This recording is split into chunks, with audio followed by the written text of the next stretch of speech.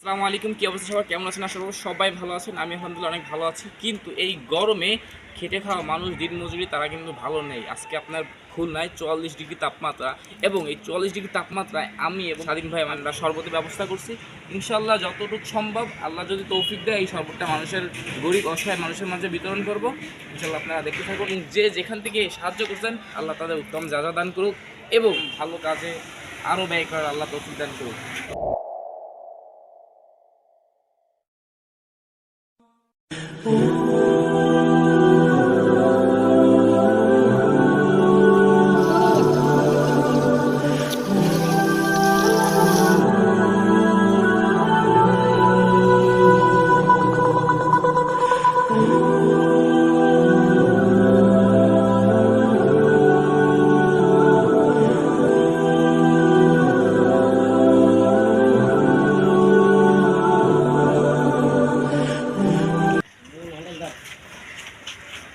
তো আমাদের এই যাত্রা মসজিদের সুলতান থেকে শুরু হচ্ছে। ইনশাল্লাহ দেখি আল্লাহ কতদূর নেয়।